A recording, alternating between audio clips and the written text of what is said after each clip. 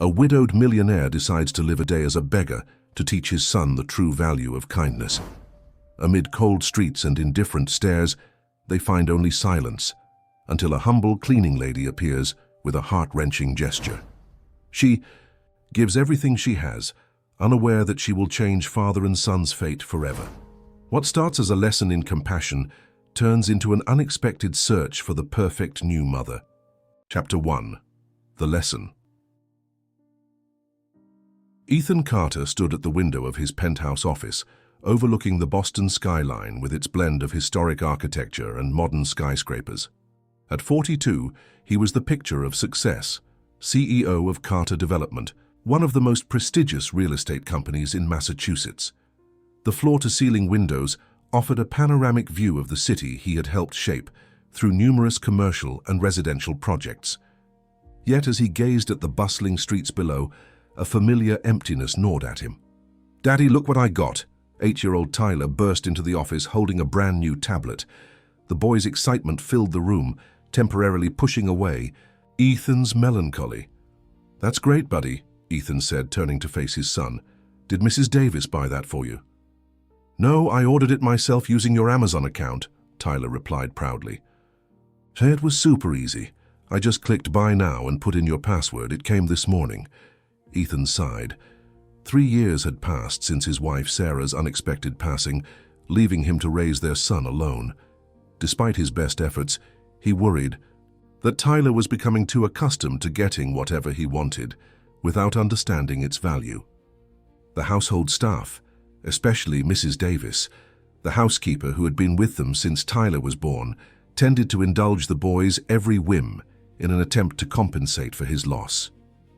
"Tyler, we need to talk about asking permission before buying things," Ethan began, but stopped when he noticed his son was already absorbed in his new gadget, barely listening. That evening, as they sat at their expansive dining table, Tyler barely touched his dinner, complaining that the chef had prepared salmon again when he'd wanted steak. "But you loved salmon last week," Ethan reminded him. "That was last week," Tyler retorted, pushing his plate away. "Can I be excused? I want to finish setting up my tablet." As Ethan watched his son leave the table, an uncomfortable realization settled in his chest. Was he raising a child who valued things over people, who expected the world to cater to his desires without a second thought for others? Sarah would have known how to handle this. She had always been the compassionate one, volunteering at shelters and donating generously to various causes. She believed in raising their son to be kind and empathetic. That night, after putting Tyler to bed, Ethan found himself looking through old photo albums.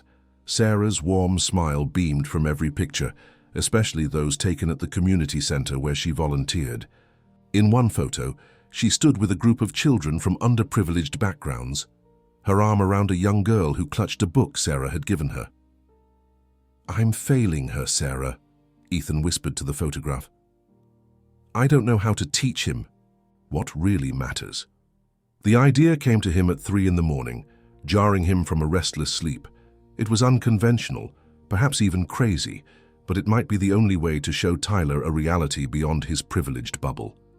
The next morning, Ethan called his executive assistant to clear his schedule for the following day. "Personal day," he explained, brushing aside her surprised questions. Then he called Tyler's school, informing them that his son would be absent, due to a family educational opportunity. That evening, he sat Tyler down in the living room. "Tomorrow you and I are going on an adventure," Ethan announced, trying to sound enthusiastic despite his nervousness about what he was planning. "Like Disney World?" Tyler's eyes lit up. "No, not Disney World. Something more important. We're going to learn about real life, about people who don't have all the things we have." Tyler's excitement visibly deflated. "Like a museum or something boring?" "Not exactly." Ethan took a deep breath. "We're going to spend the day experiencing what it's like to have nothing." The next morning, before dawn, Ethan led a confused and slightly grumpy Tyler to the guest bathroom. On the counter lay a set of tattered clothes he had purchased from a thrift store the previous day. "Put these on," he instructed, changing into his own worn-out attire, faded jeans with holes at the knees, a threadbare flannel shirt and scuffed boots. "They smell weird," Tyler complained, reluctantly slipping on the oversized t-shirt and ripped jeans. "That's part of the experience," Ethan replied, applying a mixture of coffee grounds and dirt to his face and hands. He did the same to Tyler, who squirmed but allowed it after Ethan explained it was like Halloween makeup. "Are we playing a game?" Tyler asked, looking at his dirty reflection with a mix of confusion and intrigue. "In a way," Ethan replied. "We're going to pretend we're homeless for a day. No money, no phones, no home to go back to. Just us on the streets asking for help." "But why would we do that?" Tyler's brow furrowed. Ethan knelt to his son's level. "Because I want you to understand something important. Something your mom always tried to teach us, that the true measure of a person isn't what they have, but what they're willing to give when they don't have much." They slipped out of the building through the service entrance, avoiding the doorman who would have certainly raised questions. Ethan had mapped out their destination, Downtown Crossing, a busy shopping area where people from all walks of life converged. By mid-morning, they were sitting on a piece of cardboard near a busy pedestrian area. Ethan had fashioned a sign that read, "Please help, hungry." Tyler, initially treating it like a game, quickly grew uncomfortable as people walked, past most avoiding eye contact. Some muttered about getting a job just loud enough to be heard. A few tossed coins without stopping. "Daddy, that lady just looked at us like we're garbage," Tyler whispered, shrinking against his father's side after a well-dressed woman had given them a disgusted glance and crossed to the other side of the street. "Some people are afraid of what they don't understand," Ethan explained gently. "Or maybe they've forgotten that we're all just people." By noon, they had collected exactly $3.47 in change. Tyler's initial enthusiasm had completely evaporated, replaced by hunger and a growing sense of invisibility. They used their meager earnings to buy a single hot dog from a street vendor, which they shared. "I want to go home," Tyler said after they finished eating, his voice small and tired. "I don't like this anymore." "Just a little longer," Ethan urged, feeling a pang of guilt at his son's distress, but convinced the lesson was too important to cut short. This is how some people live every day, not just for a few hours. As the afternoon wore on, the initial novelty of their adventure had completely worn off. Tyler sat huddled against his father, his small face solemn as he watched the indifferent crowd stream past. Ethan began to wonder if he'd made a terrible mistake. Was this too harsh a lesson for an 8-year-old? "Look at them," an older businessman remarked loudly to his companion as they passed, "using a kid to get more handouts. Disgusting." Tyler's eyes welled with tears, and Ethan felt a surge of protective anger. Before he could respond, a soft voice spoke from beside them. "Don't mind them. Some people speak without thinking." Ethan looked up to see a young woman in a cleaner's uniform, her dark hair pulled back in a practical ponytail, her face tired but her eyes kind.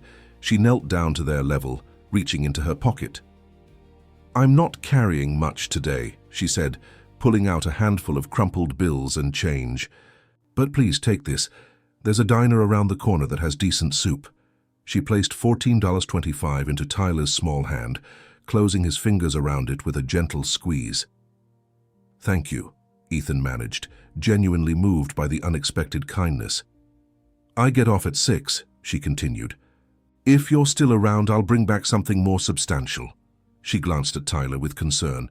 "A kid shouldn't be out in this cold." As she walked away, Tyler looked down at the money in his hand, then up at his father with wide eyes. "Daddy, she gave us all her money," he whispered, awestruck. "But she's not rich, her shoes had holes." Ethan nodded, something tightening in his chest as he watched the young woman disappear into the crowd. In that simple act of generosity, she had demonstrated exactly what he had been trying to teach his son. "What's her name?" Tyler asked. "I don't know," Ethan replied, "but I think we should find out." Chapter 2. The Golden Heart. "Let's follow her," Ethan said impulsively, gathering their few belongings.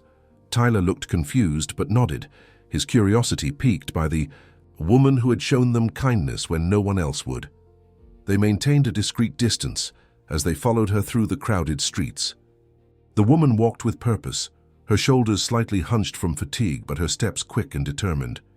She entered a gleaming office tower, one of the new buildings that Ethan's company had actually financed 2 years earlier. Though, of course, she couldn't know that. Willow Tower, Ethan murmured, recognizing the distinctive glass facade. She must work for the cleaning service they contract. They waited outside, settling on a bench across the street where they could see the entrance. Tyler, despite his earlier complaints, seemed energized by their new mission. "Is she a superhero?" he asked, his imagination clearly at work. "Like in disguise?" Ethan smiled, ruffling his son's hair. "Not all heroes wear capes, buddy. Sometimes they wear cleaning uniforms and give away their lunch money." As they waited, Ethan found himself wondering about the woman. What was her story? What made someone with so little give so freely? The few hours they'd spent experiencing rejection and invisibility had been illuminating, but her simple act of kindness had been the most powerful part of the day's lesson. Later, as the evening crowd of office workers streamed out of the building, they spotted her emerging in her street clothes, jeans, a worn parka, and a red scarf wrapped around her neck against the autumn chill. She looked around, scanning the area, and Ethan realized she was looking for them. He felt a twinge of guilt for their deception, but reminded himself of the purpose behind it. They approached her cautiously, and her face lit up with recognition. "You're still here," she said, relief evident in her voice. "I was worried you might have moved on. I brought some sandwiches." She held up a paper bag. "They're from the cafeteria, nothing fancy, but they're warm." "Thank you," Ethan said, genuinely touched. "I'm Jack, by the way, and this is my son, Max." The aliases came easily, part of the story he'd constructed for their charade. "I'm Lily," she replied with a smile that transformed her tired face. "Lily Morgan." They sat together on the bench as the evening traffic rushed by. Lily unwrapped thick turkey sandwiches and passed them over. Tyler, or Max as he was now playing along, devoured his with the enthusiasm of a truly hungry child.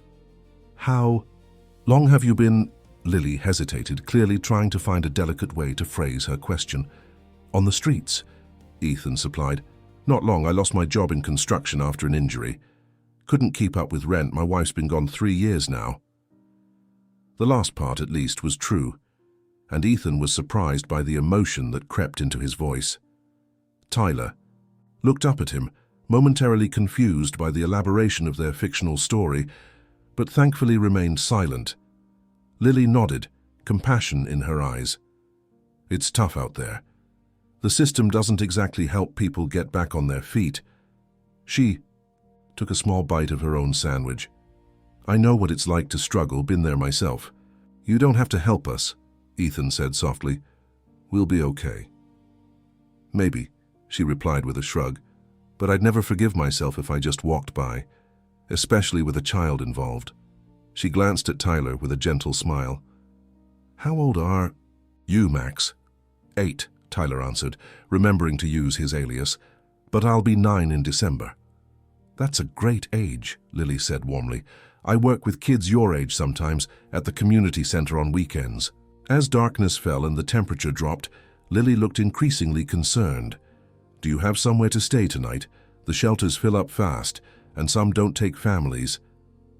Ethan hesitated. The original plan had been to continue their charade for just the day, then return home. But something about Lily's genuine concern made him reluctant to end their encounter. "We'll find somewhere," he said vaguely. Lily bit her lip, clearly wrestling with a decision. "Look, I know this is unusual, but I have a fold-out couch. It's not much, but it's warm and there's hot water for a shower." She looked at Tyler, whose eyelids were growing heavy. "You both look like you could use a good night's rest." Ethan was stunned by the offer. This woman, who likely lived paycheck to paycheck, was willing to open her home to complete strangers. "We couldn't impose," he started, but Lily cut him off. "It's just for tonight," she insisted. "And honestly, it would make me feel better. Knowing you're not out in this cold." Tyler tugged at his father's sleeve. "Please, Dad, I'm really tired." The plaintive note in his son's voice settled it. "Thank you, Lily. That's incredibly generous." They followed her to a bus stop, and 20 minutes later were in a modest neighborhood of small apartment buildings and corner stores. Lily's apartment was on the third floor of an older building with no elevator. The hallways were clean, but worn with faded carpet and flickering fluorescent lights. "Home sweet home," she said with a slightly self-conscious smile as she unlocked her door. "It's nothing fancy." The apartment was small, a combined living room and kitchenette, a tiny bathroom visible through an open door, and what appeared to be a single bedroom, but it was immaculately clean and arranged with obvious care. Plants lined the windowsill, their green leaves adding life to the space. Bookshelves made of cinder blocks and boards held an impressive collection of well-worn paperbacks. A patchwork quilt draped over the small sofa added a splash of color. "Did you make that?" Ethan asked, pointing to the quilt. Lily nodded, setting her keys in a small dish by the door. "My grandmother taught me. It's a good skill to have, makes old things new again." As promised, she unfolded the sofa into a bed and produced clean sheets and blankets from a trunk that doubled as a coffee table. "The bathroom's all yours. There should be clean towels on the rack."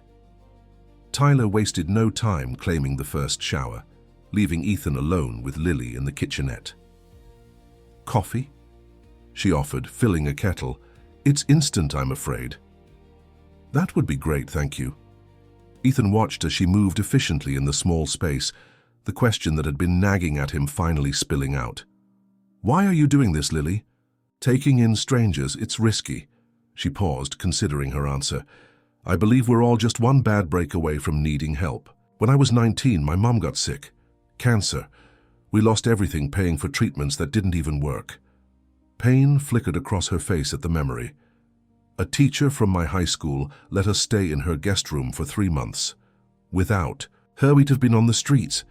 She poured hot water into mugs, stirring the instant coffee. "I promised myself I'd pay it forward when I could." "Even when you don't have much yourself?" Ethan asked softly. "Especially then," she replied, meeting his eyes. "That's when it matters most, don't you think?" The depth of her compassion left Ethan speechless. Here was someone who understood the value of generosity in a way that many of his wealthy associates never would. Tyler emerged from the bathroom in his same clothes, but with a clean face and damp hair. "The hot water feels amazing," he announced. His spirits clearly lifted. Lily laughed. "Your turn," she told Ethan, handing him a mug. "Drink this first. You look like you need it."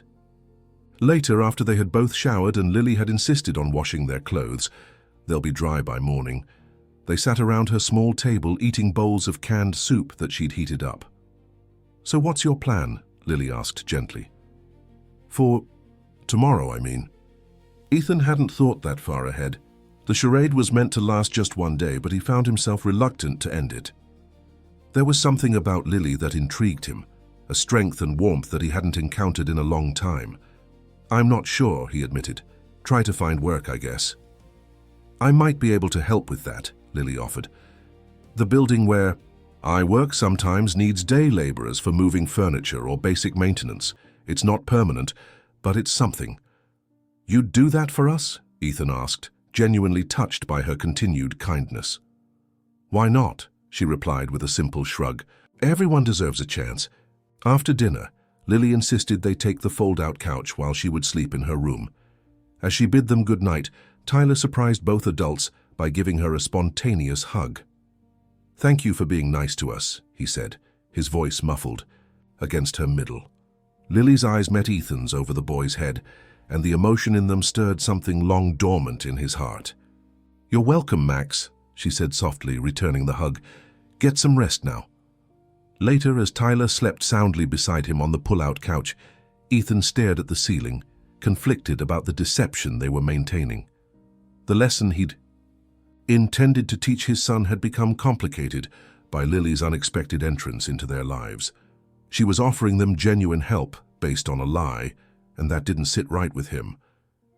Yet there was something about her, an authenticity he hadn't encountered in his usual social circles of business partners and socialites. In just one day, she had shown his son more about compassion and generosity than he had managed in years. "What am I doing?" he whispered to himself in the darkness, listening to the gentle sounds of Lily moving about in her room, preparing for bed. Tomorrow, he would have to make a decision, continue the charade and learn more about this remarkable woman, or end the deception and return to their real lives, forever changed by the experience. Chapter 3. Unexpected Bonds. Morning arrived, with the gentle sounds of Lily moving about the apartment, careful not to wake her guests. Ethan opened his eyes, momentarily disoriented by the unfamiliar surroundings, before the events of the previous day came rushing back. Beside him, Tyler slept peacefully, his face relaxed in a way Ethan hadn't seen in a long time. "Sorry," Lily whispered when she noticed Ethan was awake. "I tried to be quiet. I have to leave for work soon." She was already dressed in her cleaner's uniform, her hair pulled back, a travel mug of coffee in her hand. Morning light filtered through the thin curtains, casting a warm glow around her. "What time is it?" Ethan asked, his voice rough with sleep. "Just after 5, she replied. "Early shift today. There's cereal in the cabinet, milk in the fridge. Help yourselves." She hesitated, then added, "The spare key is in the drawer by the sink. Lock up if you go out." The trust implicit in that statement wasn't lost on Ethan. "You're giving us your key. You barely know us." Lily smiled, a simple expression that somehow brightened the entire room. "I'm a pretty good judge of character, Jack. You're down on your luck, not dishonest." She grabbed a light jacket from a hook by the door. "I'm off at 3 today. If you're serious about work, meet me at Willow Tower around 3:30. I'll talk to the maintenance supervisor." After she left, Ethan lay back, staring at the ceiling. The charade had already gone further than he'd intended. He had meetings scheduled for tomorrow that couldn't be postponed, responsibilities waiting. Yet the thought of ending this experience, of returning to their normal lives without fully understanding the lesson it offered, felt premature. Tyler stirred beside him. "Is Lily gone?" he asked sleepily. "Yes, she went to work," Ethan replied, sitting up. "How did you sleep?" "Good." Tyler looked around the small apartment with curious eyes. "Her house is tiny, like really tiny." "It is," Ethan agreed. "But Dad's clean and warm, and she made us feel welcome." Tyler nodded thoughtfully. "She's nice, nicer than Mrs. Davis, even though Mrs. Davis has that big room in our house and Lily has to sleep in a closet." Ethan chuckled at his son's characterization of Lily's bedroom, but the observation held truth. Their housekeeper, who lived in the spacious guest suite of their home, often complained about accommodations that were far more luxurious than Lily's entire apartment.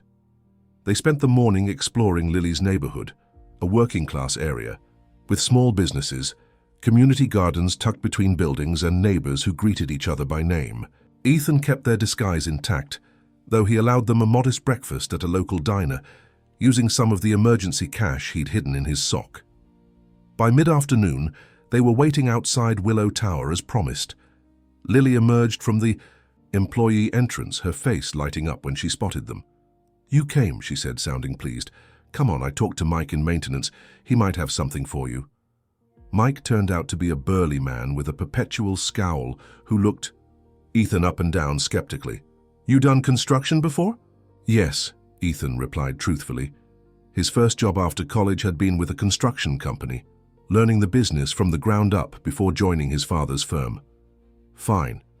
We're clearing out the storage rooms on 14, moving furniture, breaking down cubicles. It ain't pretty, but it pays cash under the table. Start tomorrow, 7 sharp. Outside, Lily was waiting anxiously. "Well, I got it," Ethan confirmed, surprised by the genuine sense of accomplishment he felt. "Thanks to you." Her smile was worth the deception, he decided. "Let me take you both to dinner to celebrate," she insisted. "There's a great pizza place around the corner." Over pepperoni pizza, they learned more about Lily.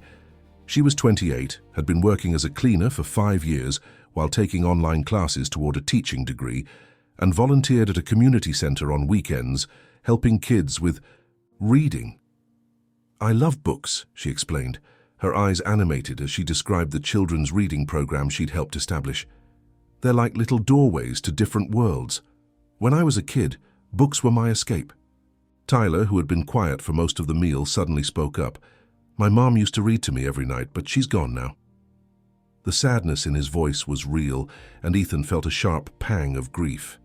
Sarah had indeed read to Tyler every night, a tradition that had fallen away after her passing, despite Ethan's initial attempts to maintain it. Lily's face softened with compassion. "I'm sorry to hear that, Max." She reached across the table, briefly touching Tyler's hand. "What kind of stories did she read to you?"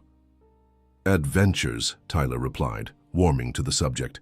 "Stories with dragons and knights and magic." "I have some books like that," Lily offered. "Would you like me to read one to you tonight?" Tyler nodded eagerly, and something in Ethan's chest tightened at the sight of his son's enthusiasm. It had been a long time since he'd seen Tyler this engaged, this open to connection. That night, true to her word, Lily sat on the edge of the fold-out couch and read from a worn copy of The Hobbit, her voice bringing the story to life with different accents for each character. Tyler was entranced, his eyes wide as he followed the adventure, occasionally interrupting with questions that Lily answered patiently. Ethan watched from the kitchenette, a strange emotion welling up inside him. There was something so natural, so genuine about the scene before him. It reminded him of Sarah, of the family they had been, of the warmth that had seemed to disappear from their home after her passing. The routine continued for days, stretching into a week. Ethan worked alongside the maintenance crew during the day, discovering muscles he'd forgotten he had, while Tyler spent time with an elderly neighbor who watched children for working parents. In the evenings, they shared meals with Lily, and each night ended with a chapter from The Hobbit. On the fifth night, after Lily had finished reading and Tyler had fallen asleep, she joined Ethan on the small balcony where he sat watching the city lights. "You're good with tools," she remarked, leaning against the railing beside him. "Mike says you're the best worker he's had in months." Ethan smiled, oddly pleased by the compliment. "I've had some experience." "It shows." She was quiet for a moment, then added softly, "Max is starting to come out of his shell. When he first got here, he seemed so guarded." "He's been through a lot," Ethan replied, the truth of that statement hitting him harder than expected. In his effort to provide everything material that Tyler might want, had he neglected the emotional connection his son needed? "You both have," Lily acknowledged. She hesitated, then asked, "What was she like? Your wife?" The question caught him, off guard. "Sarah?" He rarely spoke her name aloud anymore, the pain of loss still sharp after 3 years. "She was incredible, kind, smart, passionate about helping others. She volunteered at a community center not unlike the one where you work." "She sounds wonderful," Lily said quietly. "She was." Ethan swallowed the lump in his throat. "Tyler, Max, is a lot like her, has her heart." "I can see that," Lily agreed. "He's a special kid." The conversation shifted to lighter topics, but something had changed between them. A connection had formed, deeper than Ethan had anticipated when this charade began. Lily was no longer just a subject in his lesson about compassion. She had become someone important to both him and Tyler. The next morning, as Ethan prepared to leave for his maintenance job, Tyler made an announcement that stopped him in his tracks. "Can I stay with Mom today instead of Mrs. Jenkins?" Ethan froze. "Mom?" "Lily," Tyler clarified, as if it were the most natural thing in the world. "She said she's off today and could take me to the library." Lily looked as startled as Ethan felt, her cheeks flushing. "I did offer to take him to the library," she confirmed quickly. "But Max, sweetie, I'm not—" "I know you're not my real—" "Mom," Tyler interrupted, his voice matter of fact. "But you read to me and make me feel better when I'm sad, just like she did. So you're kind of like a mom." The simplicity of the child's logic left both adults speechless. Ethan saw the conflict in Lily's eyes, surprised, touched by the sentiment, but aware of boundaries being crossed. "It's okay if you don't want me to call you that," Tyler added, suddenly uncertain in the face of their silence. "It's not that," Lily said gently, kneeling to his level. "I'm very honored. I just don't want to take your real mom's place." "You're not," Tyler assured her. "My real mom is in heaven, but I think she'd like you a lot." Ethan watched the exchange with a tightness in his chest that was both painful and oddly sweet. The charade was becoming dangerously real. Tyler was forming an attachment to Lily that would make the eventual revelation of their true circumstances even more complicated.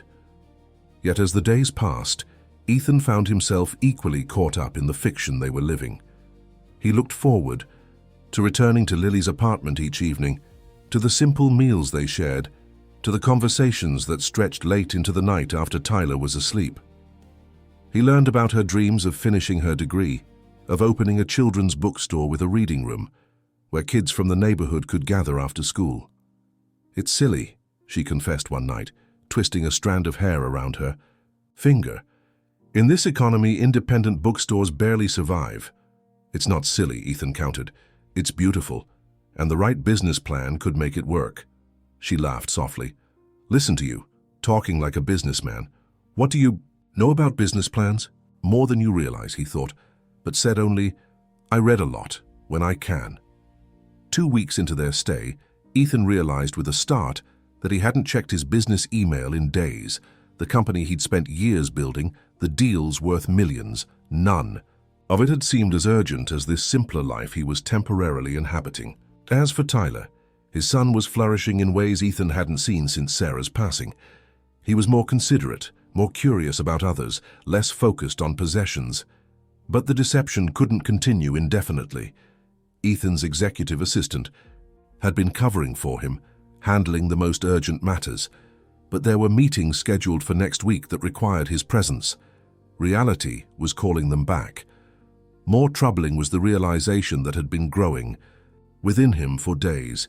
He was falling in love with Lily, not with the idea of her generosity, not with the lesson she represented, but with her quiet strength, her unwavering optimism despite hardship, her genuine kindness that expected nothing in return.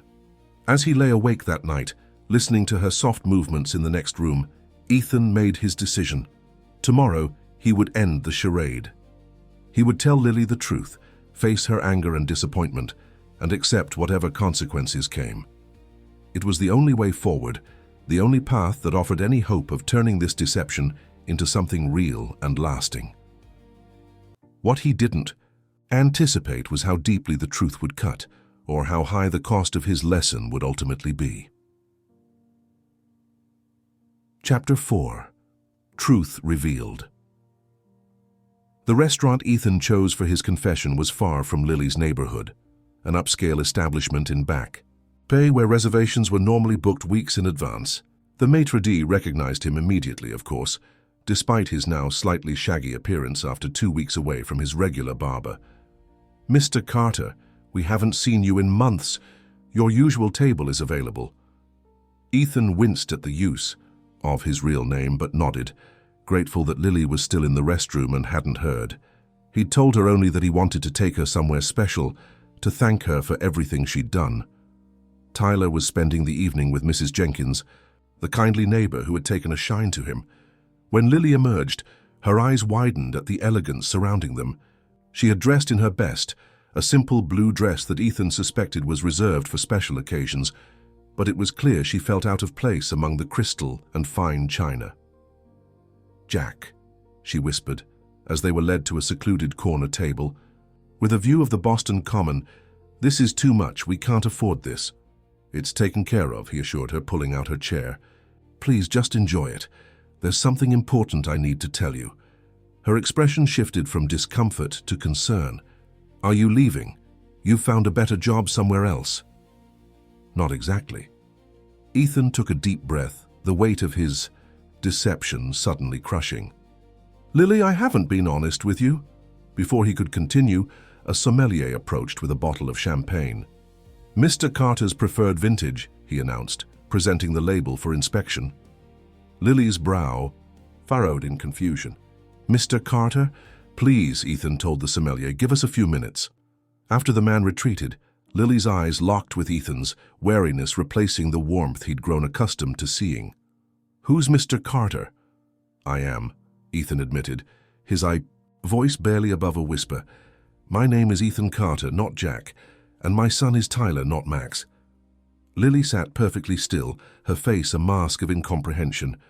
"I don't understand." I'm the CEO of Carter Development. We built Willow Tower where you work. I'm not homeless, Lily. I'm not unemployed. He hesitated, the words sticking in his throat. I'm actually quite wealthy. The color drained from her face. This is a joke, she said flatly, a very cruel joke.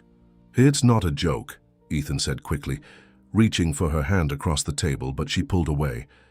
It started as a lesson for Tyler. He was becoming materialistic, taking everything for granted. I wanted to show him what really matters in life. Compassion, generosity, the things that my late wife valued most. A lesson, Lily repeated, her voice hollow. So I was what exactly? A prop in your little social experiment? The poor kind-hearted cleaning lady who takes in the fake homeless people? No, Ethan protested, desperation creeping into his voice. It didn't start that way, but it became something else. Something real. Real? Lily's laugh was brittle, lacking any trace of humor. You lied about everything, your name, your circumstances. You let me worry about you, try to help you find work. You let me share my home with you. Her voice broke slightly. You let your son call me Mom. Die. Pain in her eyes was unbearable. Ethan had prepared himself for anger, indignation, even disgust. But the profound hurt he saw now was worse than any reaction he'd anticipated. I know I've handled this all wrong, he said.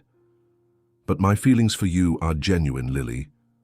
The time we've spent together, the connection we've made, that's real. Is it? She looked around the opulent restaurant, then back at him, her eyes narrowing. How could it be real when I don't even know who you are? The man I thought I was falling for doesn't exist. Her words, both the revelation that she had been developing feelings for him and the assertion that those feelings were based on a fiction, struck Ethan like physical blows. I'm still the same person, he insisted. The circumstances were a lie, but who I am with you, how I feel about you, that's the truest thing in my life right now.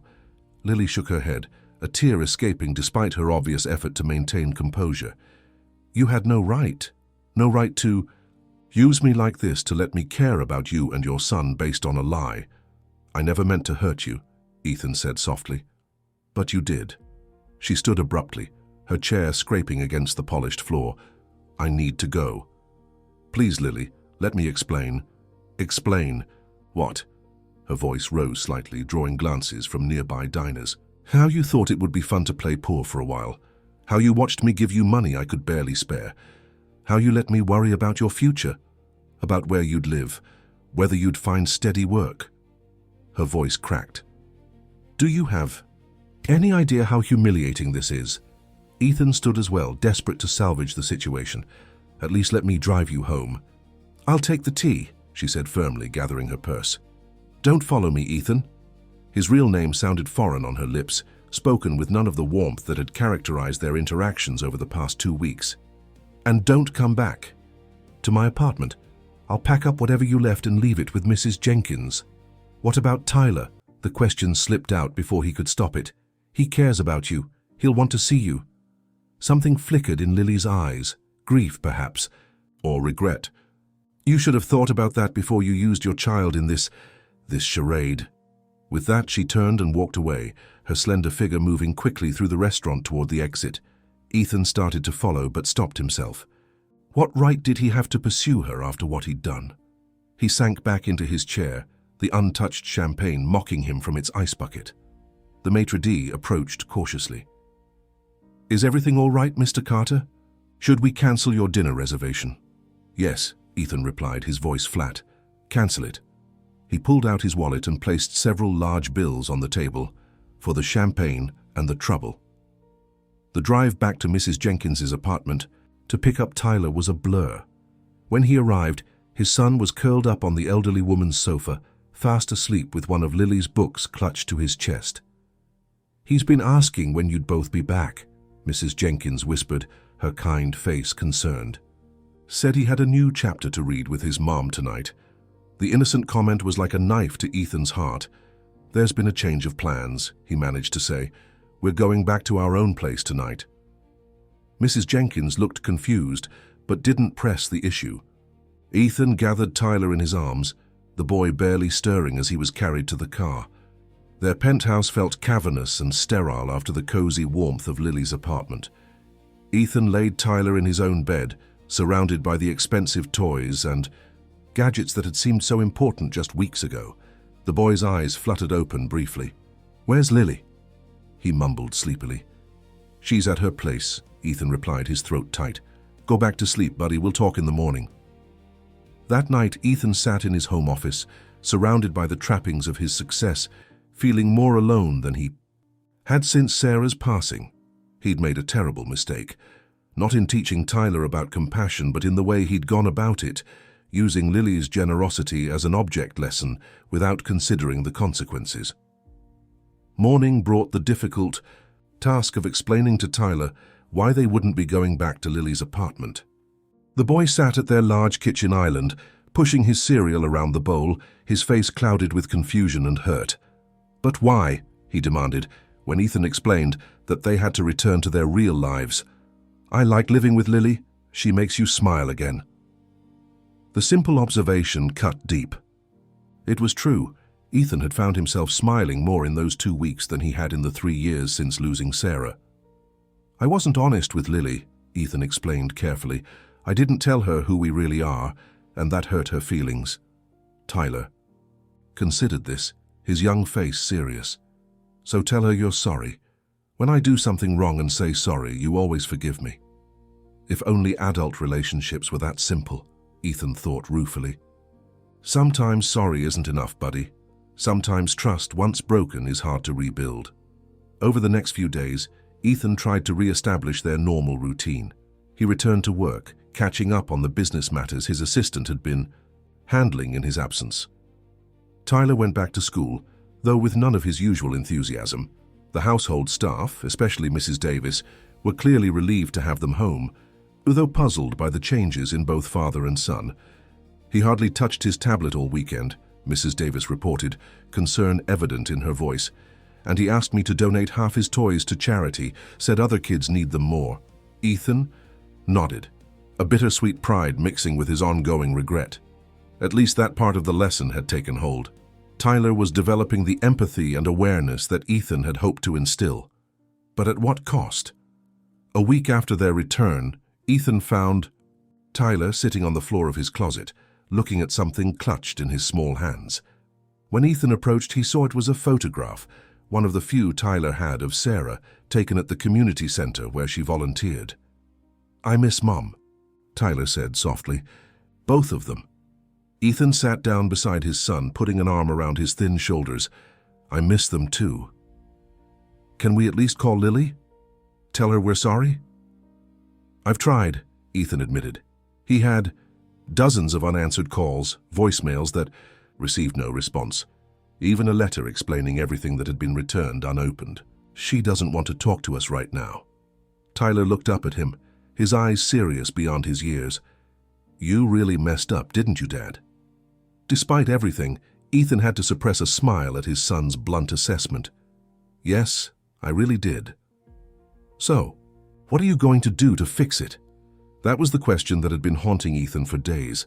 What could he possibly do to repair the damage he'd caused? How could he make amends for betraying Lily's trust in such a fundamental way?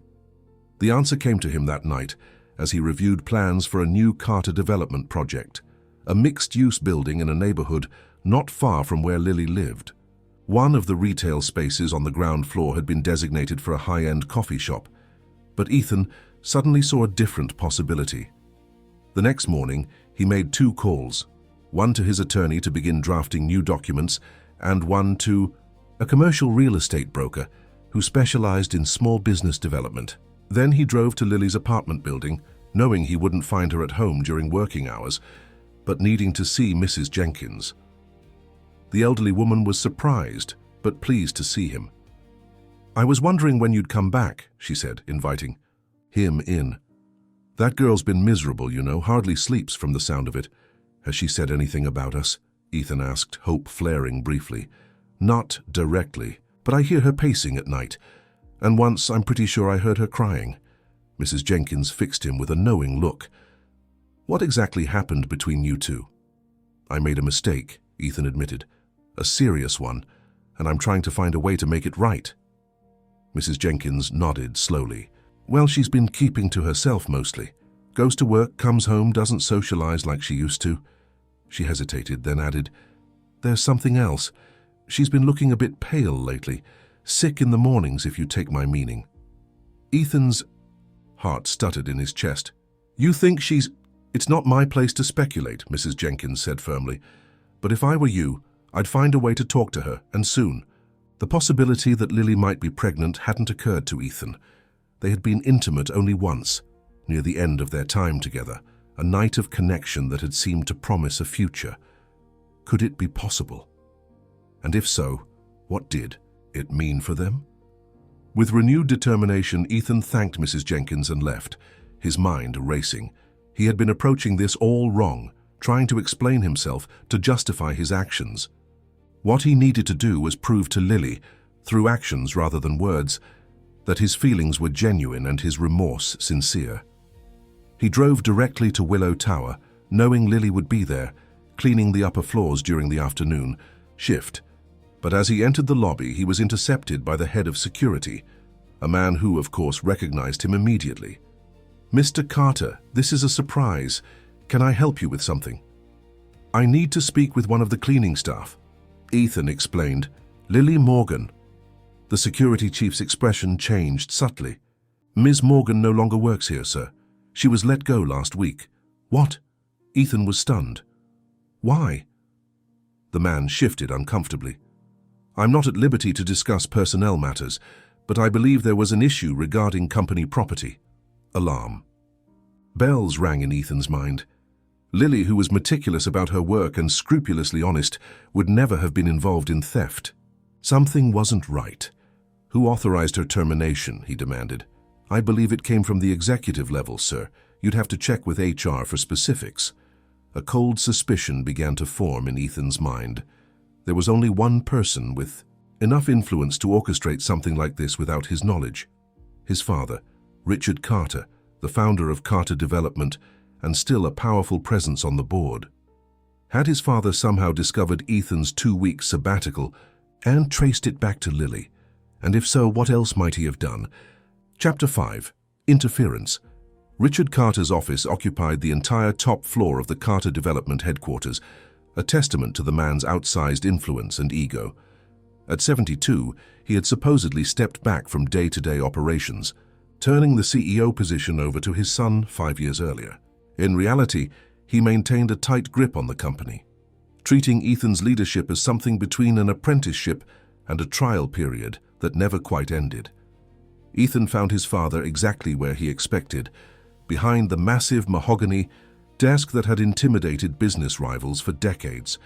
Richard didn't look up from his computer when Ethan entered, a power move he'd employed throughout Ethan's childhood. I was wondering when you'd surface, Richard said finally, his voice carrying the slight rasp that years of expensive cigars had left behind. 2 weeks playing vagrant, not your most professional decision. So he did know. Ethan shouldn't have been surprised. His father had always maintained an extensive network of informants throughout the company and the city. Nothing that might affect the Carter name escaped his attention for long. How did you find out? Ethan asked, remaining standing despite the chair positioned across from his father's desk. Richard finally looked up, his steel-gray eyes, so similar to Ethan's own, sharp with disapproval. Does it matter? What matters is that the CEO of Carter Development was spotted doing manual labor in one of our properties while living in some cleaning woman's apartment. He shook his head in disgust. What were you thinking? I was thinking about my son, Ethan replied evenly. About the values I want him to learn. Values? Richard's laugh was as cold as his gaze. You mean like deception? Manipulation? Because that's what you were teaching him, pretending to be something you're not. The criticism stung because it echoed Ethan's own regrets. That wasn't my intention.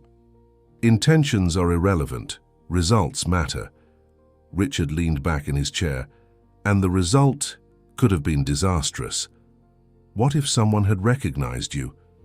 What if word had gotten out that Ethan Carter was slumming it with the help? The board would have questioned your stability, Your judgment. Is that why you had Lily fired? Ethan asked directly, refusing to be sidetracked by his father's lecture. To protect the company image? A thin smile spread across Richard's face. I had her reassigned, not fired. She now works here at headquarters. The executive floor needed a new member of the cleaning staff. Shock and anger surged through Ethan. You brought her here where you could watch her, where I could evaluate. Her, Richard corrected. This woman clearly had some kind of influence over you. I needed to understand what made her special. His smile faded. So far, I've been unimpressed. Just another opportunist with a sob story. Lily is not an opportunist, Ethan snapped, his control slipping. She's one of the most genuine, compassionate people I've ever met. She helped us when she thought we had nothing, expected nothing in return. Everyone wants something, Richard replied dismissively. She's just playing a longer game than most. And it nearly worked, didn't it? You were ready to bring her into our world, maybe even into the family. Ethan stared at his father, suddenly understanding the depth of the older man's interference. What exactly have you done? Richard waved a hand carelessly. Nothing dramatic. Simply transferred her to a position where she could be properly supervised. Paid her more, in fact. She should be grateful. But she's not, Ethan guessed, recognizing the calculating look in his father's eyes. No, Richard admitted. She's proved surprisingly principled, refuses to discuss you or your time in her apartment, declined the offer of a more comfortable position as my personal assistant. He drummed his fingers on the desk. Intriguing, but ultimately irrelevant. She'll move on eventually, and so will you. I want her reinstated at Willow Tower, Ethan demanded. Today. Richard's eyebrows rose. You're still hung up on this woman? After she threw you out? After she refused to even speak to you? She had every right to be angry, Ethan said. I deceived her, but that doesn't give you the right to interfere in her life. Everything that affects you affects me, Richard replied, his voice hardening. Everything that affects this company affects me. I built Carter Development from nothing, turned it into one of the most respected firms in New England. I won't stand by and watch you jeopardize that legacy over some misguided infatuation. It's not an infatuation, Ethan said quietly. I love her. Richard stared at him for a long moment, then sighed heavily. Your mother was the same way, too soft, too easily swayed by emotion rather than reason. I had hoped you'd outgrow that weakness. He stood, moving to the window that overlooked the Boston skyline. Do you know what the average cleaning person makes in this city? Barely enough to cover rent in those rundown neighborhoods. Is that the life you envision for yourself? For Tyler? That's not the point. It's exactly the point, Richard interrupted sharply. You live in different worlds. You have responsibilities to this company, to your son, to the Carter name. Responsibilities that don't include throwing it all away on some quixotic romance with a woman who couldn't possibly understand or fit into your reality. Ethan felt a surge of the old, familiar inadequacy that his father had instilled in him. Since childhood, always the disappointment, never measuring up to Richard Carter's exacting standards.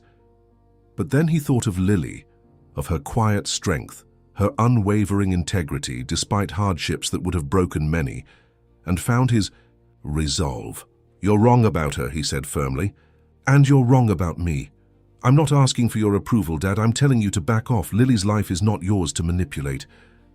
Richard turned from the window, his expression coldly amused. And what will you do if I don't back off? As you put it, take control of the company. The board would never support you against me, threaten to leave. We both know you don't have the courage to walk away from everything I've built for you. The assessment was cutting, but not entirely inaccurate. Ethan had never seriously considered leaving Carter Development, had never imagined a life outside the path his father had laid out for him since birth. But now, faced with his father's casual cruelty, he found himself wondering if there might be more freedom in having less.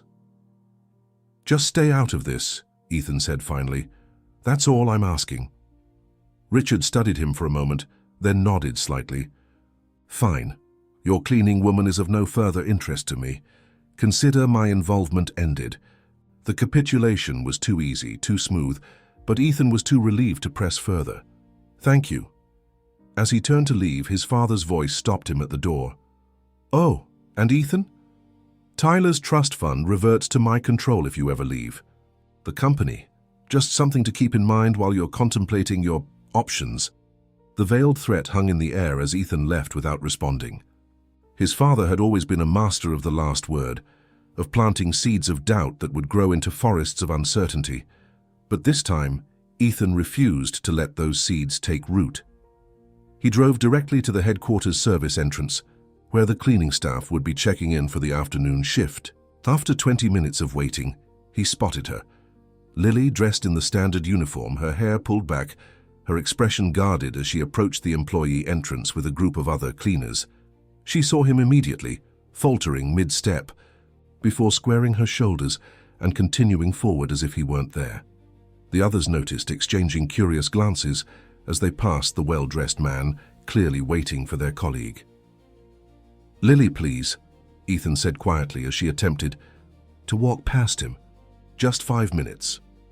I have to clock in, she replied stiffly, not meeting his eyes. Some of us can't afford to be late to work. I know my father had you transferred here, Ethan persisted. I had nothing to do with it. I just found out today. Something flickered in her expression, surprised perhaps that he knew about the transfer. It doesn't matter. A job is a job. It does matter.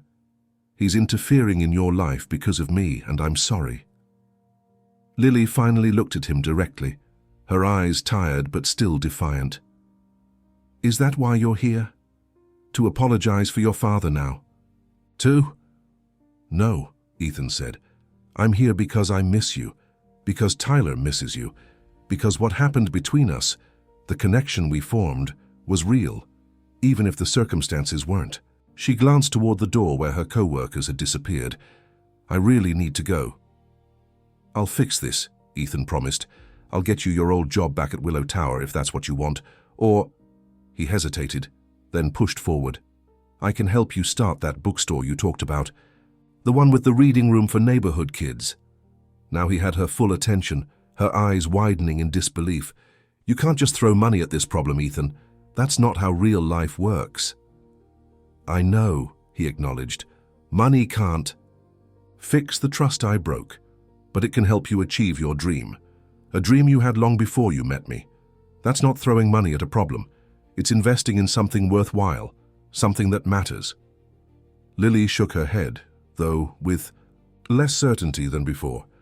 I don't know what you want from me. Just talk to me, Ethan pleaded. Not here, not now, but soon. Let me explain everything.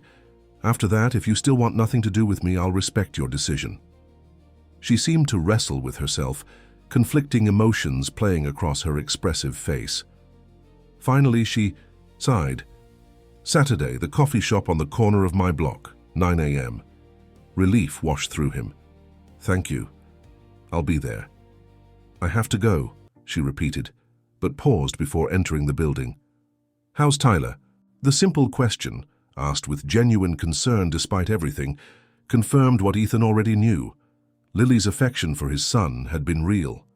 He misses you, Ethan said honestly. Asks about you every day. Pain flashed in her eyes. Tell him I miss him too. With that, she disappeared inside, leaving Ethan with a mixture of hope and trepidation. Saturday would be his chance, perhaps his only chance, to make things right.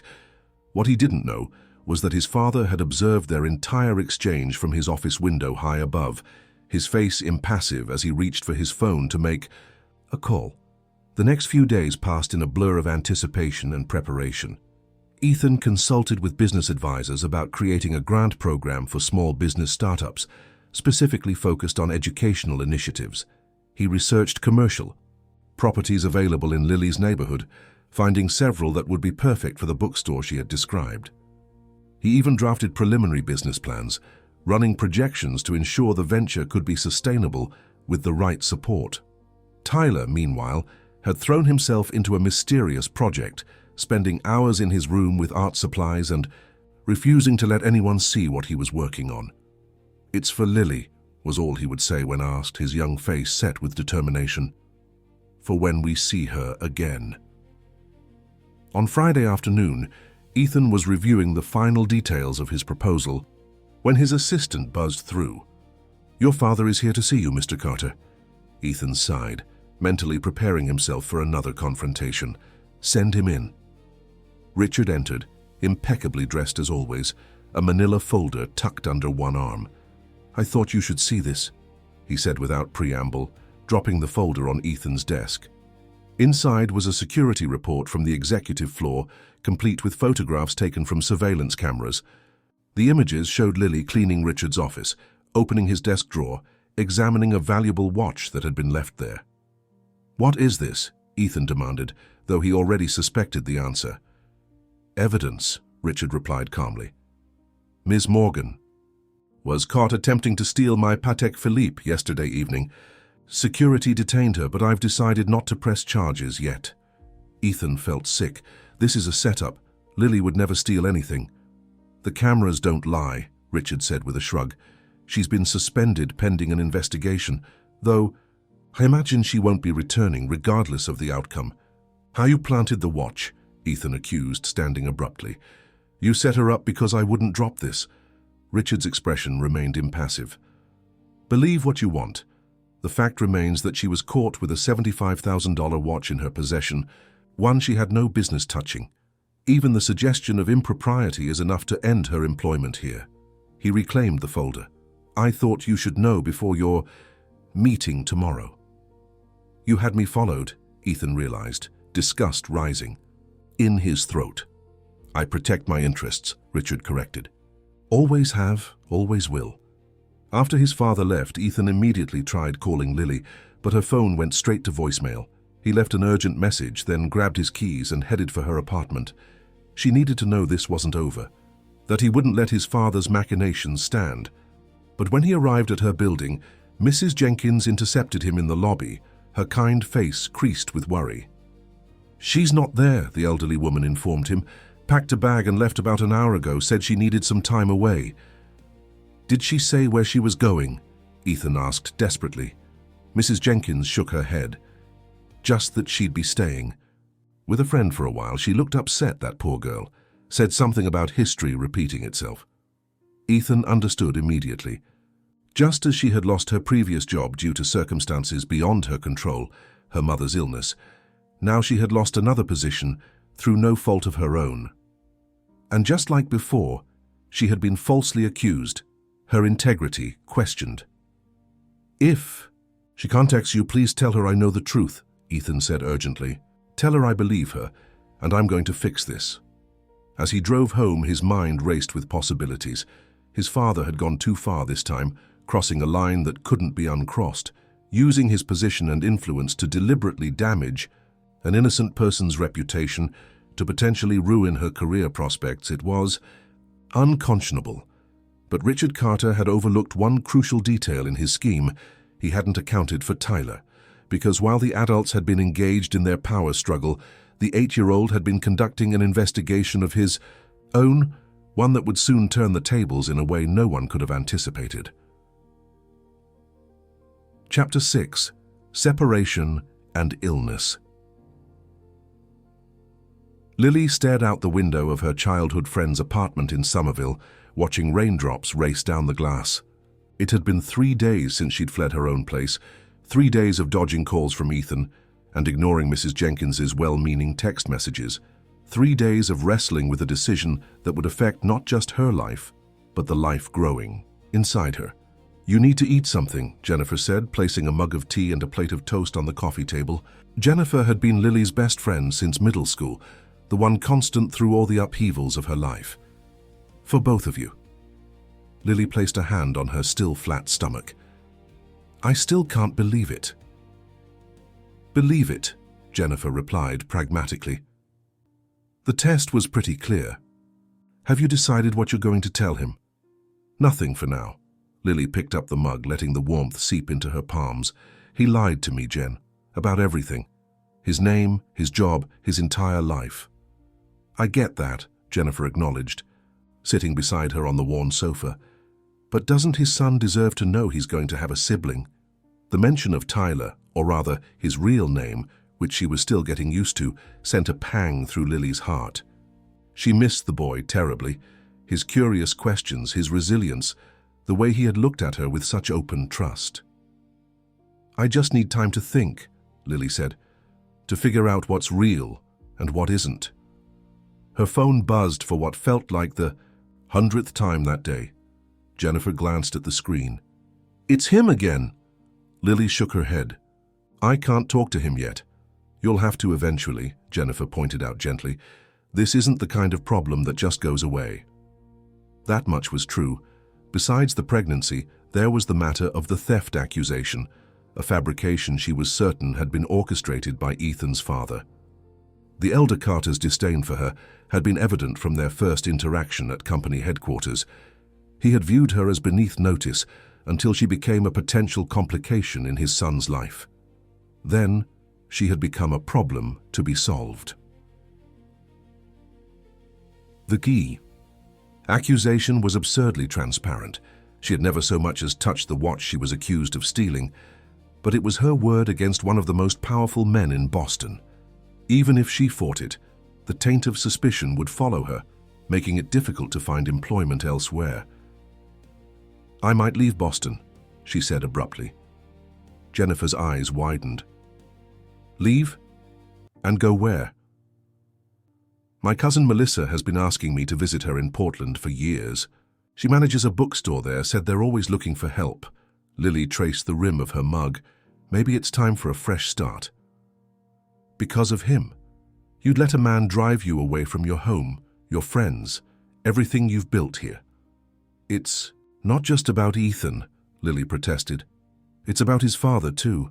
The man basically owns half the city. He got me fired from Willow Tower, then set me up at headquarters. What's to stop him from interfering again wherever I find work next?" Jennifer considered this.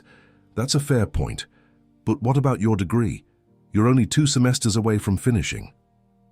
"I can complete it online," Lily countered, though. The thought of delaying her teaching certification was another bitter pill to swallow. Besides, it might be a better place to raise a child, cheaper, less crowded. "And the father would be hundreds of miles away," Jennifer observed. "Is that really what you want?" Lily didn't answer immediately. The truth was, despite everything, she still had feelings for Ethan. The connection they had formed over those 2 weeks had felt genuine, even if it was built on a foundation of lies. She had glimpsed a side of him that she suspected few people ever saw. Vulnerable, thoughtful, struggling to be a good father without a partner to help shoulder the burden. But could she ever trust him again? And could she ever fit into his world of wealth and privilege, where people like her were usually invisible, except when serving coffee or cleaning floors? "I don't know what I want," she admitted finally, "except maybe to stop feeling so used." Jennifer squeezed her hand sympathetically. "For what it's worth, from everything you've told me, I think he really does care about you. The elaborate lie was messed up, no question, but he didn't have to come clean. He could have just disappeared from your life without explanation." "Maybe that would have been kinder," Lily murmured. "No," Jennifer said firmly.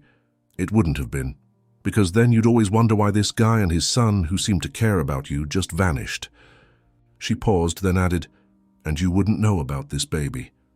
Lily sighed, knowing her friend was right. As hurt and angry as she was, complete ignorance would have been worse. "I should at least hear him out, shouldn't I?" "I think you owe yourself that much," Jennifer agreed. "Not him, yourself, just to get some closure, if nothing else." Lily nodded slowly. "Tomorrow, I'll call him tomorrow." But fate had other plans. That evening, as Lily was helping Jennifer prepare dinner, her phone rang with a number she didn't recognize. She almost ignored it, but something, intuition perhaps, made her answer. "Hello? Is this Lily Morgan?" An unfamiliar woman's voice, professional, but with an undercurrent of urgency. "Yes, who's calling?" "This is Nurse Daniels from Boston Children's Hospital. I'm calling on behalf of Tyler Carter. You're listed as his emergency contact after his father." Lily's heart seemed to stop. "Tyler, is he all right? What happened?" He's been admitted with pneumonia, the nurse explained. His condition is stable, but he's been asking for you. His father is here, but Tyler seems quite distressed and keeps calling for Lily Mom. We've been trying to reach you for several hours. Lily's hand tightened on the phone. I'll be right there. Please tell him I'm coming. After a hurried explanation to Jennifer, who immediately offered to drive her, Lily grabbed her coat and rushed out into the rain. The drive to the hospital seemed interminable, her mind racing with worst-case scenarios. Pneumonia could be serious, especially in children. Why hadn't Ethan called her directly? Had he tried, and she'd ignored it, thinking it was just another attempt to explain his deception? The pediatric ward was quiet when they arrived, visiting hours nearly over. Lily approached the nurse's station, her heart pounding. I'm here for Tyler Carter. I'm Lily Morgan, his emergency contact. The nurse checked her computer. Room 412. His father is with him now. Lily hesitated, suddenly nervous about facing Ethan under these circumstances, but concern for Tyler overrode her apprehension. Thank you. She found the room easily, pausing in the doorway to take in the scene. Tyler lay in the hospital bed, looking small and vulnerable amid the monitors and IV lines. Ethan sat beside him, holding his hand, his back to the door. He was speaking softly, his voice rough with worry. She's coming, buddy, I promise. Try to rest. Lily? Tyler's voice was weak but hopeful, his eyes searching past his father toward the door. Ethan turned, his face drawn with exhaustion and relief mingling in his eyes when he saw her. You came. Of course I came, Lily replied, moving to Tyler's side. Hey kiddo, I heard you're not feeling so hot. Tyler's pale face lit up. You're here. Dad said you would come, but I was scared you wouldn't. His breathing was labored, punctuated by a deep cough that shook his small frame. Wild horses couldn't keep me away, Lily assured him, brushing his damp hair back from his forehead. She glanced at Ethan. What happened? It started as a cold. 2 days ago, he explained, his voice low. Then his fever spiked this morning and he was having trouble breathing. The doctor says it's pneumonia, but they caught it early. He's responding well to antibiotics. Lily nodded, relief washing through her. That's good, that's really good. Will you stay? Tyler asked, his eyes already drooping with the combined effects of medication and exhaustion. Please? I'll stay, Lily promised, pulling a chair to the opposite side of the bed from Ethan. Try to sleep now. I'll be right here when you wake up. Tyler's hand found hers, small fingers wrapping around her own with surprising strength. I knew you'd come, he murmured as he drifted off. You're the best, Mom. Lily felt tears prick her eyes at the simple declaration. Across the bed, Ethan watched her with an unreadable expression. Thank you for coming, he said quietly once Tyler was asleep. They called you because he kept asking for you. Wouldn't settle down, even with the medication. Why didn't you call me directly? Lily asked, careful to keep her voice low. I did, 12 times. Ethan looked exhausted, his usual polish replaced by rumpled clothes and stubbled cheeks. I thought maybe if it came from the hospital you'd answer. Guilt twinged in Lily's chest.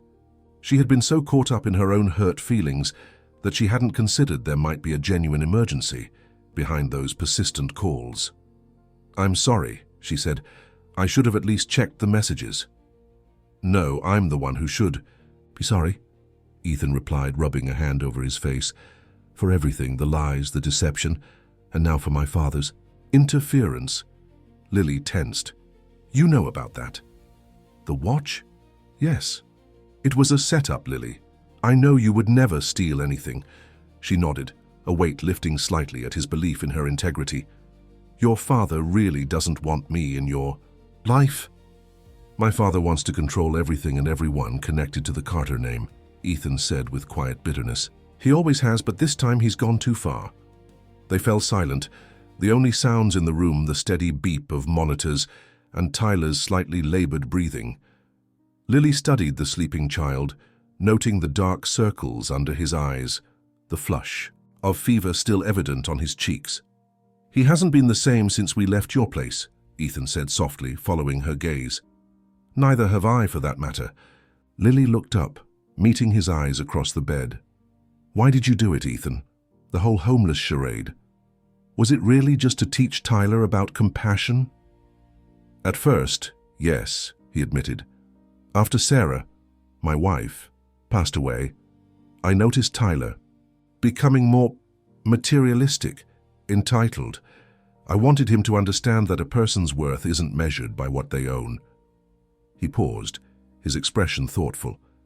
But it became more than that. Being with you, in your home, it was the first time in years that I felt like myself. Not Ethan Carter, CEO of Carter Development, but just me. The sincerity in his voice was difficult to dismiss, but Lily remained cautious. You could have told me the truth sooner. I should have, he agreed. Every day I spent with you, the lie became harder to maintain. I kept looking for the right moment, but I was afraid you'd react exactly as you did, that you'd feel betrayed and want nothing to do with me. His voice dropped, afraid of losing what we were building. Lily felt her resolve wavering. The past 3 days had given her time to process her initial shock and anger, to consider the situation from multiple angles. Yes, Ethan had deceived her, but his motives hadn't been malicious, and the connection they had formed, was that worth throwing away completely? Where do we go from here? She asked finally, the question encompassing far more than she was ready to articulate. Ethan seemed to understand the layers behind her words. That depends on you, Lily. I can tell you that I'm sorry, that I'll spend every day trying to make it up to you if you'll let me. I can promise that my father will never interfere in your life again. He hesitated, then added softly, I can tell you that I love you, and that these past weeks without you have been emptier than I could have imagined. The declaration hung in the air between them, sincere yet daunting in its implications. Before Lily could respond, Tyler stirred, his eyes fluttering open. You're still here, he murmured to Lily, sounding relieved. I promised, didn't I? She replied, squeezing his hand. How are you feeling? Thirsty, he rasped. Ethan reached for the cup of water on the bedside table, helping Tyler take small sips through a straw. The tenderness in his actions, the gentle way he supported his son's head, reminded Lily of why she had been drawn to him in the first place, not his wealth or status, but his genuine love for his child. I made something for you, Tyler said to Lily after drinking. But it's at home. Dad was supposed to give it to you on Saturday. Saturday? Lily looked questioningly at Ethan. Our coffee meeting, he explained. Tyler insisted on contributing to my apology strategy. Despite everything, Lily found herself smiling. Well, now I'm curious. It's a book, Tyler confided, his voice still weak but animated by excitement. About us. About how we met you and how you helped us and how you're the kindest person ever. That sounds wonderful, Lily said, touched by the boy's effort. I can't wait to see it. And there's something else, Tyler continued, his expression turning serious. About Grandpa. I know what he did. Ethan straightened in his chair. What do you mean, buddy? I heard him on the phone, Tyler explained, his words punctuated by a small cough, in his office when you were in a meeting. He was talking about Lily, saying he needed to remove the complication, so I started recording him. Lily and Ethan exchanged startled glances. Recording him? Ethan asked carefully. How? With your old phone, Tyler replied, as if it were obvious. The one you gave me to play games on. It has a recording app. He looked at Lily. I knew something bad was happening when Dad said you couldn't come back to our house, so I started spying on Grandpa. Ethan looked stunned. Tyler, that's very resourceful, but he said he was going to plant a watch in your office and call security, Tyler continued, his gaze fixed on Lily. He said it would make you look bad so no one would hire you again. His small face hardened with an anger that seemed too adult for his years. He's mean, he's really, really mean. Lily was speechless, processing the implications of Tyler's revelation. Beside her, Ethan had gone very still. Where is this recording now? He asked his son, his voice carefully controlled. On the phone, At home. Tyler's eyes were beginning to droop again, the burst of energy fading. I was going to give it to Lily on Saturday too, so she'd know it wasn't her fault. As Tyler drifted back to sleep, Lily and Ethan sat in weighted silence, the revelation casting their situation in yet another new light. Finally, Ethan spoke, his voice a mixture of pride and disbelief. My 8-year-old son just outsmarted my father, the same father who's outmaneuvered business rivals for 40 years. He's a remarkable kid, Lily said softly. You should be proud. I am, Ethan replied, gazing at his sleeping son, though I'm not sure teaching him to spy was on my parenting checklist. The unexpected joke broke some of the tension between them, and Lily found herself smiling despite everything. He did it because he cares, about both of us, I think. Ethan nodded, his expression growing serious again. Lily, there's something else you should know. Something I was going to tell you on Saturday. He took a deep breath. I've been working on a plan to help you open that bookstore you talked about. No strings attached, no obligations to me, just a chance to pursue your dream. Lily stared at him, caught off guard by the offer. Ethan, I can't accept something like that. It wouldn't be charity, he clarified quickly. It would be structured as a small business grant through a new foundation I'm establishing. You'd still need to develop a viable business plan, secure a location, handle the day-to-day operations. The grant would just provide the initial capital that most entrepreneurs struggle to raise. The thought of her own bookstore, a dream she had harbored for years but always considered unreachable, was almost too much to process on top of everything else. I don't know what to say. You don't have to say anything right now, Ethan assured her. It's just something to think about, along with everything else. The unspoken everything else hung between them, his declaration of love, her unannounced pregnancy, the complications of merging their very different worlds. It was overwhelming, especially with Tyler's illness adding an immediate layer of concern. One thing at a time, Lily said finally. Right now, let's focus on getting Tyler. Well, the rest we'll figure it out. Ethan nodded, relief evident in his expression. It wasn't forgiveness, not yet, but it was an opening, a willingness to consider a future that included him in some capacity. As the night deepened, they maintained their vigil on either side of Tyler's bed, occasionally speaking in low voices about inconsequential things, carefully avoiding the weightier topics that would need to be addressed eventually. By morning, Tyler's fever had broken, his breathing easier, the doctor's rounds bringing reassuring news about his recovery. And as Lily watched Ethan dozing uncomfortably in the hospital chair, his hand still holding his son's, she made her decision. Whatever happened next, whether they found a way forward together or apart, she would not run from this situation. She would face it head-on, with the same courage and integrity she had always tried to maintain. Starting with telling Ethan about the child they had created together. Chapter 7. Reconciliation and New Beginnings. Spring had arrived in Boston, bringing with it the promise of renewal that had seemed impossible during the long winter months. The public garden was awash, with early blooms, trees budding into tender green, the swan boats once again gliding across the lagoon. On a bench near the water, Lily sat with her hands resting lightly on her now visible pregnancy, watching Tyler feed the ducks with an enthusiasm only an 8-year-old could muster for such a simple activity. Not too close to the edge, she called, smiling as he carefully stepped back from the water. I know, he replied with the slight exasperation of a child who believed himself far more capable than adults gave him credit for. Dad says the same thing every time. That's because dads and moms think alike sometimes, Lily said, her gaze shifting to where Ethan stood a short distance away, deep in conversation on his phone. From his expression, it wasn't a pleasant call.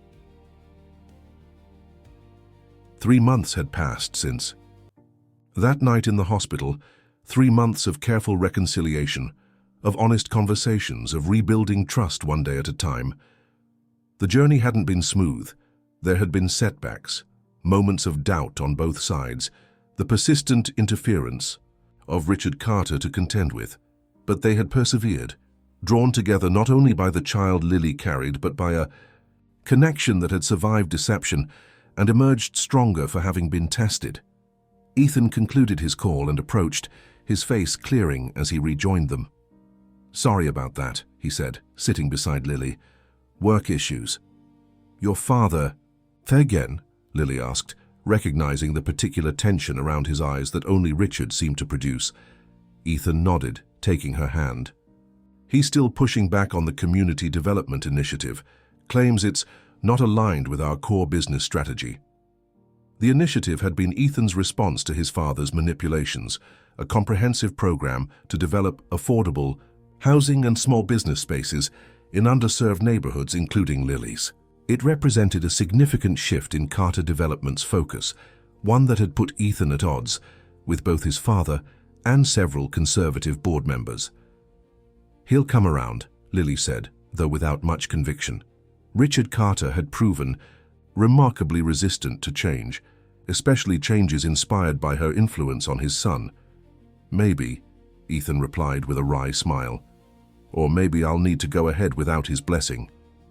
He glanced at Tyler, still absorbed with the ducks. "Some things are worth standing up for, even against family." Lily squeezed his hand, knowing how difficult the growing rift with his father had been. Richard's attempt to sabotage her reputation had backfired spectacularly, thanks to Tyler's recordings. When confronted with the evidence, the elder Carter had initially been furious, then coldly dismissive, refusing to acknowledge any wrongdoing while simultaneously withdrawing his most overt opposition to Lily's presence in his son's life. It had been an uneasy truce, punctuated by occasional skirmishes whenever Richard felt Ethan was straying too far from the Carter legacy as he defined it. The Community Development Initiative was the latest battleground, with Richard viewing it as a wasteful diversion from more profitable ventures. "How's the shop coming along?" Ethan asked, changing the subject to something more pleasant. Lily brightened immediately. "The renovations should be done by next week. The children's corner is adorable. Wait until you see the mural Jennifer painted. And we've started receiving book inventory. I still can't believe it's really happening." "Believe it," Ethan said, his arm slipping around her shoulders. "You've worked incredibly hard to make it a reality." That much was true. Though Ethan had provided the initial funding through his newly established foundation, Lily had thrown herself into making Turning Pages, her bookstore and community reading center, a viable business. She had researched inventory management, developed marketing strategies, networked with local schools and community organizations, and personally selected every title that would grace the shelves. Her teaching degree, completed during the winter, had informed her vision for the educational programming the store would offer. "Mom, Dad, look!" Tyler called, drawing their attention to a family of ducklings that had appeared from beneath a nearby bridge. His face was alight with wonder, his previous illness long forgotten in the resilience of childhood. "We see them, buddy," Ethan called back. "They're pretty small. Make sure you don't scare them." Tyler nodded solemnly, creeping closer to the water's edge with exaggerated care that made both adults smile. "He's going to be a great big brother," Lily murmured, one hand moving to her abdomen where their daughter, they had learned the gender, just last week was making her presence known with enthusiastic kicks. "He's been practicing," Ethan agreed. "Reading to your stomach every night, making lists of things he wants to teach her." The easy domesticity of their conversation still sometimes caught Lily by surprise.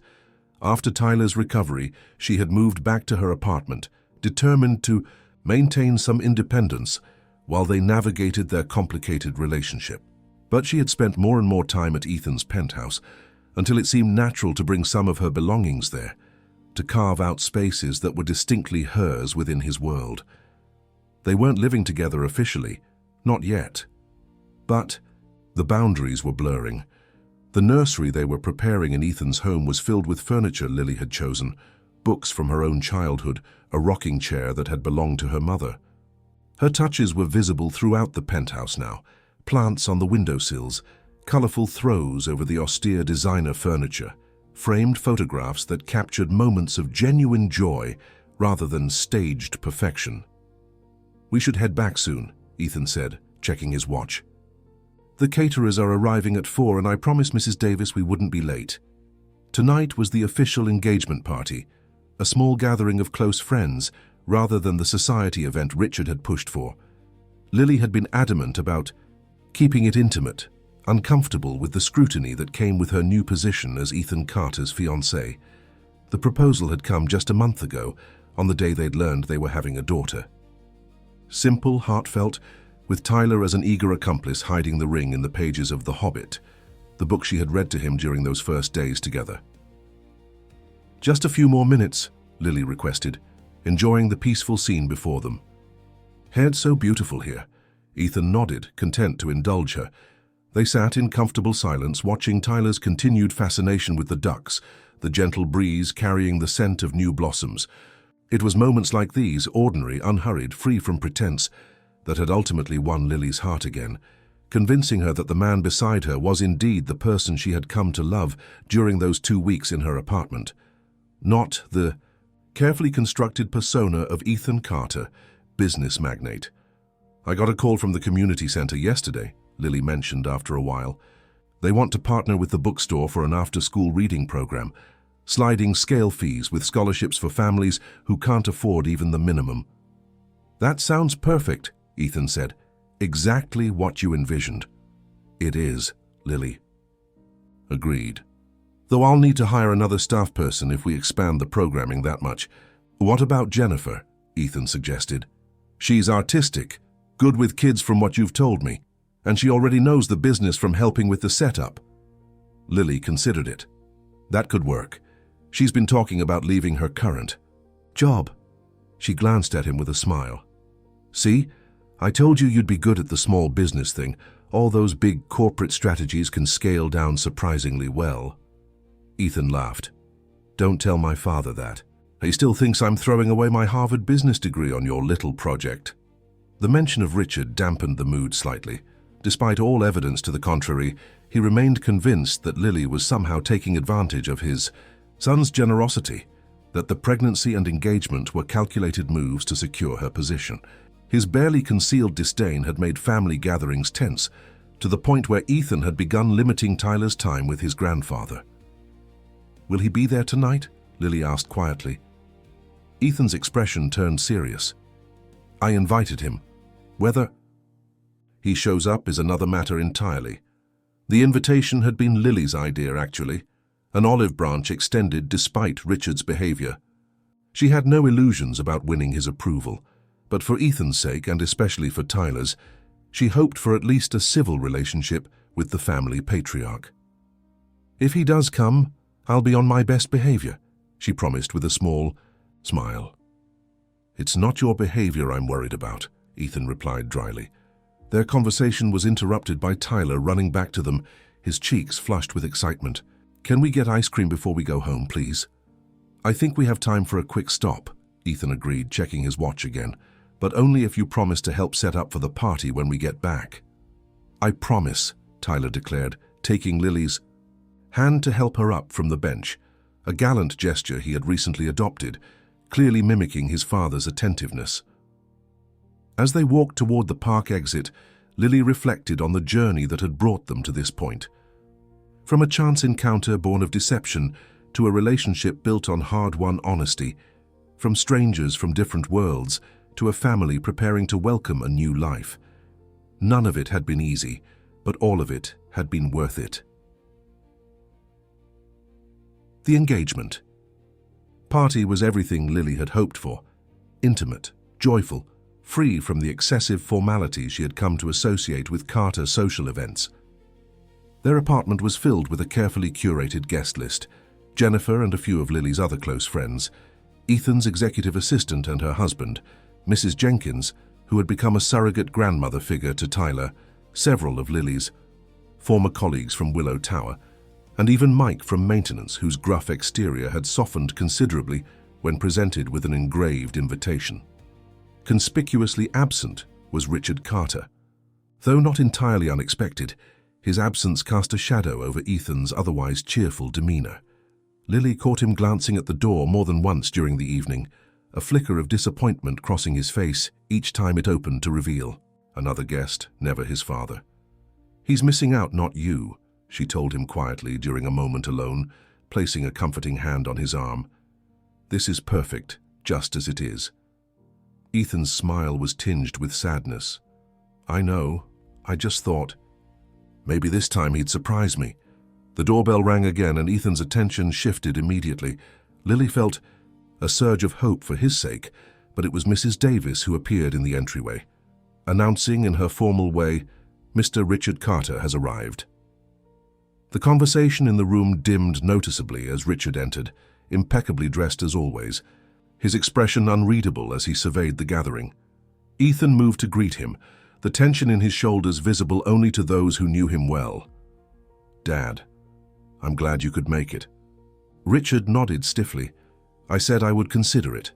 His gaze swept the room again, lingering briefly on Lily before returning to his son. "A rather eclectic group you've assembled." "Friends," Ethan corrected firmly. "People who matter. To us." Something shifted in Richard's expression, not quite softening, but perhaps a recognition that his usual tactics would find no purchase here. He reached into his jacket and withdrew an envelope. "I brought this for you. Consider it an engagement gift." Ethan accepted it cautiously. "Thank you." "Open it now," Richard instructed. "I'd like to see your reaction." With a glance at Lily, who had moved to his side, Ethan opened the envelope and removed several documents. As he scanned them, his expression changed from wariness to disbelief. "Dad, this is the approval for your community development initiative," Richard confirmed, "signed by myself and the board, with the full funding allocation you requested."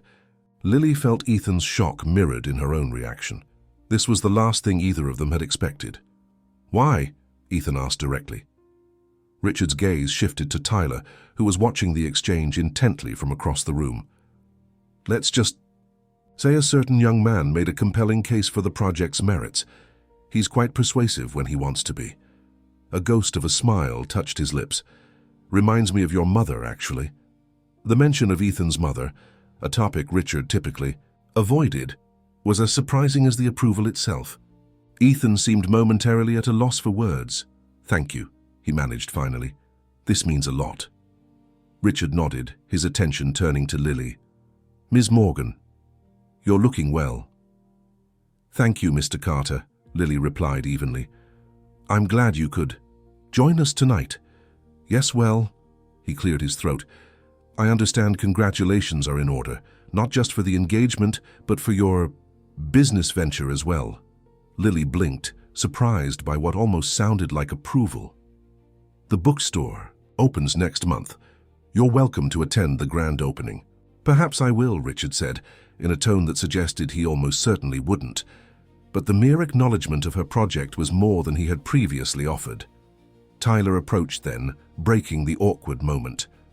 "Grandpa, you came!" His enthusiasm was genuine, despite the complicated relationship he had with his grandfather. "Did you give them the papers for the buildings that will help people?" "I did," Richard confirmed, his expression softening marginally as it always did around his grandson. "Your presentation was quite convincing." Tyler beamed. "I used charts, and everything just like you taught me, and I remembered to emphasize the long-term benefits, not just the immediate outcomes." Ethan raised an eyebrow at this glimpse into private conversations between his father and son. Richard Carter, corporate titan, apparently had been giving business strategy lessons to an 8-year-old, and that 8-year-old had used those lessons to advocate for a social welfare project. "Well," Richard said, straightening his already impeccable tie, "I won't stay long. I have an early flight to London tomorrow." He placed a hand briefly on Tyler's shoulder. "But I wanted to deliver this in person, and to say—" He hesitated, clearly uncomfortable with what came next. "That your mother would have approved of this initiative, Ethan. She always believed in giving back to the community." With that surprising admission, he nodded to the room at large and departed, leaving a wake of stunned silence behind him. "Well," Jennifer said, breaking the tension, "that was unexpected." "Very," Ethan agreed, still staring at the documents in his hand. "Tyler, What exactly did you say to your grandfather? Tyler shrugged with the easy confidence of a child who doesn't yet realize when he's done something extraordinary. I just showed him how the bookstore is helping lots of kids learn to read, and how if we built more places like that, more kids would have better lives. And I said my first mom, would have wanted to help kids, because that's what she did at her community center. The simple wisdom of his approach, appealing to Richard's business sense while simultaneously invoking the memory of Ethan's mother, was remarkably sophisticated for a child his age. Ethan and Lily exchanged glances of equal parts pride and amazement. "You're something else, you know that?" Ethan told his son, ruffling his hair affectionately. "Does this mean we can build the bookstore even bigger?" Tyler asked hopefully. Lily laughed. "Let's see how the first one goes before we start expanding, okay?" The party resumed its festive atmosphere, the momentary tension dispelled by Richard's departure. As the evening progressed, Lily found herself observing the gathering with a sense of wonder at how dramatically her life had changed in just a few months. From the solitary existence she had maintained since her mother's passing, to this vibrant circle of friends and family, from struggling to make ends meet to preparing to open her own business, from resigned acceptance of her circumstances to actively creating the future she wanted. Later, as they bid farewell to the last guests, Ethan pulled her close in the quiet of their living room. "Happy?" he asked softly. "Very," she replied, leaning into his embrace. "Though I'm still processing your father's surprise appearance and approval." "That makes two of us," Ethan admitted. "In all my years, I've never seen him change his mind so completely once it was made up." He glanced toward Tyler's room, where the boy was already asleep after the excitement of the evening. "Our son is apparently a better negotiator than either of us." "Our son," Lily repeated, the phrase still new enough to send a warm glow through her. "I like the sound of that." "Me too." Ethan's hand rested gently on her rounded abdomen. "And soon, our daughter too." The wedding took place in June, a simple ceremony in the public garden where they had spent so many afternoons. Tyler served as best man, proudly carrying the rings and standing tall beside his father. Jennifer was maid of honor, and Mrs. Jenkins cried happy tears from the front row. Even Richard attended, maintaining a dignified presence that, if not entirely approving, was at least respectful.